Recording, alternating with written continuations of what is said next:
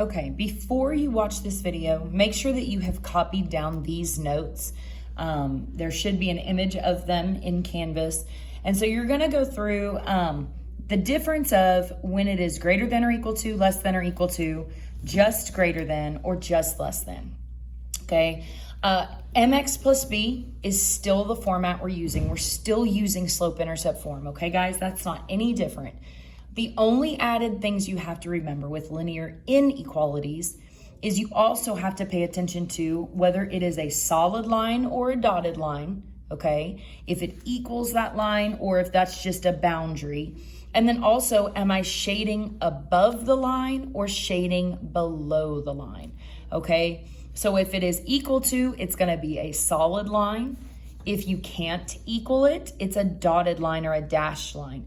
It's basically like the difference between being a closed circle and an open circle. You just can't do like an open line. So the dashed line is how we do that. If you're saying that y is greater than mx plus b, or greater than or equal to, you are going to shade above the line, up on top of that line, okay? If it is less than or equal to the line, then you're gonna shade everything under the line. So don't think left and right, think up and down, because it's the y value that is determining that. So I wanna graph a few examples. All right, remember, we're still doing mx plus b. B is the y-intercept, you'll see. So I'm gonna do a y-intercept of -2.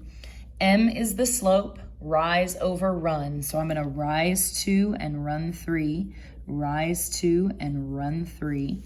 Remember, if I want to dot back over here to the left, I can reverse that and go down 2 and back 3. And then before you connect it, you're going to pay attention to, is it solid or dotted? Do I need to connect this all the way in a solid line, or am I doing a dashed line along the way? Because it equals the line, I'm going to go ahead and make it a solid line, okay? And then the shading. This says I want y values that are smaller than the line, right? That's the line equation. So I'm going to go on the y-axis, and I want y values that are smaller than the line. So the y values that are smaller than the line are all these down here. And then you just continue and shade everything under that line, okay? So I'm not just talking about the line, I'm talking about any point that falls below that line, okay? So this one, y equals mx plus b. B is the y-intercept, you'll see. M is the slope, rise over run. So I'm gonna rise -5 and run 2, whoops, sorry. And run 2, it's decreasing, right? Negative slope makes a decreasing line. Down 5, run 2. Solid or dotted? Well, it says I can equal the line. So I'm gonna go ahead and connect it in a nice solid line here. And then this one says I want y values that are greater than my line. So I'm gonna go on the y-axis and I'm gonna go greater than my line, which puts me with all of this space over here. Again, don't think left and right, think up and down. It's y values that are greater than the line. All right, practice another one, y equals mx plus b. B is the y-intercept. You'll see we've seen these before. If there's no y-intercept, you're just gonna treat it as a 0. So it crosses right on the origin. M is the slope, rise over run. So I'm gonna rise -1 and run 4. Rise and run. I can reverse it to get a dot back over here. Okay, so now I cannot equal the line, okay? It doesn't equal the line. So this is where I'm gonna do a nice dashed line. And I don't know, mine always end up being kind of wonky because I have a hard time. Y'all see how bad that is?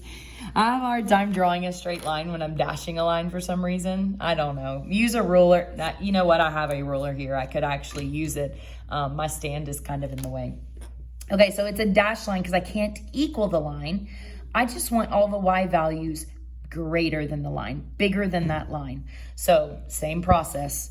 Go to the y-axis, find where the y values are higher than the line, and shade that side. And your shading doesn't have to be super fancy, okay, guys? Really, I just want to know that you're shading the space above the line, okay? All right, next one, y equals mx plus b. I would encourage you to pause, try and do a couple by yourself and see if you can do it, okay? B is the y-intercept, you'll see. M is the slope. I can always put a 1 as the coefficient. So I'm going to go down 1 over 1. Negative slope means decreasing line. And then just follow the pattern back the other way. Again, it doesn't equal the line. So I've got to draw a nice dotted line. And this is where I actually use those dots to help me do that. This time I want the y values that are less than the line. So y-axis, go less than the line. And I'm shading everything underneath, below the line. All right, these two are weird ones, right? I want you to look at that and immediately notice that there's a variable missing. If the only variable in the problem is a y, this is a Hoy situation, right? If it has a y, it is horizontal. So I'm going to go where a y value is 2, and I'm going to draw a horizontal line, okay? Usually what I find is when people realize that it's supposed to be dotted, you'll see the line drawn and then they go back and erase it, right? This one I don't have to worry about that because it is a equals 2. So I can actually draw that line. It's like a filled in dot, filled in line. I want y values that are bigger than 2. So on my y-axis, I'm going to go above that 2, and that's the side of the line I'm going to shade. Okay, everything higher than 2.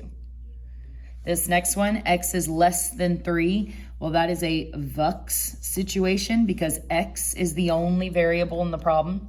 So I know it is a vertical line, right? That's what the V tells me. It's a vertical line.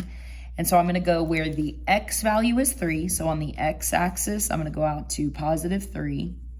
And then I need a vertical line right there. And so this is where I'm telling you, people draw it and then they go, oh no, it was supposed to be dotted or dashed because I can't equal that line. And so that is one way you can do it, is just draw the line and then go back after the fact and erase some spaces in it. The shading on a vertical line is a little bit tricky because I can't shade above and below a line that is vertical. So I want x values that are less than 3. So I'm going to think on my x-axis, where are the x values that are less than this dot? Well, that would be everything coming back this direction. So everything to the left of that line. Okay? All right. You got an assignment over this, so good luck. I hope it goes smoothly. And just remember, mx plus b hasn't changed. Then you got to pay attention to, is it a dashed line or a solid line? And then am I shading above that line or am I shading below that line? Okay? Good luck.